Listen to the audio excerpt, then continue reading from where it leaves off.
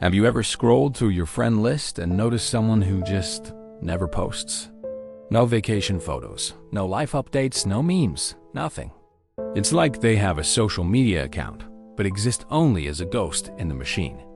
You might wonder, what's up with that? Are they okay? Are they secretly a spy? Or are they just living a life so full and exciting they don't have time for the internet? Well, today we're diving deep into the fascinating psychology of people who don't post on social media. And trust me, the reasons are a lot more complex and interesting than you might think.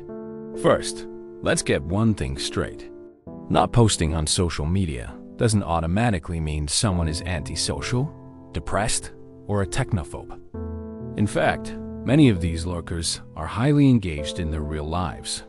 They are often introverts, but not in the stereotypical shy and awkward way. Introversion is more about where you get your energy from. Extroverts get energized by social interaction, while introverts recharge through solitude. For an introvert, the constant performance and engagement required by social media can be incredibly draining. They prefer deeper, one-on-one connections over broadcasting their life to a broad audience.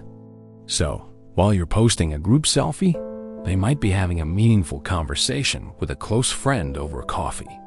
It's not that they don't value connection.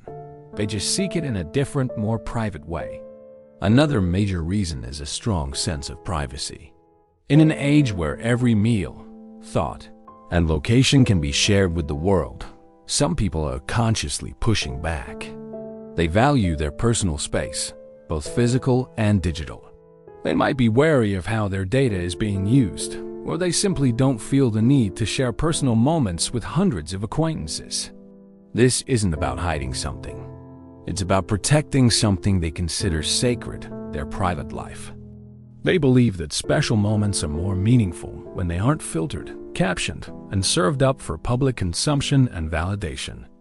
They're living in the moment, for the moment, not for the post. Then there's the group of people who are keenly aware of the mental health impact of social media. They've seen the research, or perhaps experienced it firsthand, the comparison culture, the anxiety, the pressure to present a perfect life. The endless scroll can lead to comparisonitis, where you start feeling like your life isn't good enough compared to the curated highlight reels of others. These non-posters have decided to opt out of that game. They prioritize their mental well-being over collecting likes and followers. They find joy and validation from within and from their immediate circle, rather than from the often fickle court of public opinion online. It's a powerful act of self-preservation. Let's also talk about personality traits. Research has shown that people who are high in conscientiousness and agreeableness might post less. Why? Conscientious individuals are often careful and deliberate. They might overthink what to post, worrying about how it will be perceived or if it's good enough, and eventually decide it's not worth the effort. People high in agreeableness are typically empathetic and cooperative. They might avoid posting strong opinions or personal content to avoid causing conflict or making others feel bad. They prefer to keep the peace, and sometimes the quietest way to do that online is to say nothing at all.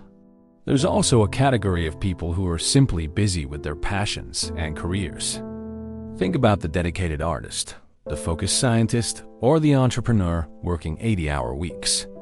Their energy is channeled into their work and real-world projects. Social media feels like a distraction, a time sink that pulls them away from what they truly care about. They aren't against social media, they just have different priorities. Their fulfillment comes from creating, building, and achieving in the tangible world, not from curating a digital persona. Their life is their message, and they don't feel the need to broadcast it. Another interesting perspective is that of the contented observer. These individuals enjoy social media for what it is, a way to stay connected and informed. They like seeing your baby pictures and vacation updates. They'll read the news, follow their favorite artists, and maybe even join a group about their hobbies. But they don't feel the internal push to contribute. They are comfortable being part of the audience rather than being on stage. They consume content, but they don't feel the need to produce it. This isn't passive laziness. It's an active choice to be an observer, and there's a certain wisdom in that. They get the benefits of connection without the pressures of performance. And finally, some people just don't see the point. They grew up without it, or they've just never been interested. Their social life is full, their hobbies are engaging, and they connect with people the old-fashioned way through phone calls, texts, and face-to-face meets. For them, social media is a solution to a problem they don't have. They aren't making a statement against it. It's just not relevant to their lifestyle. They're perfectly happy and connected without it, which challenges the very idea that we need these platforms to have a rich social life. So, the next time you come across a silent profile, what should you think? Instead of jumping to conclusions, consider the rich tapestry of reasons behind their silence. They might be a deeply private person, an introvert recharging their batteries, someone protecting their mental peace, or a creative genius completely absorbed in their work. They are not necessarily lonely or disconnected. In many cases, they are more connected to themselves and their immediate world than anyone else. Their silence on social media isn't an absence of life.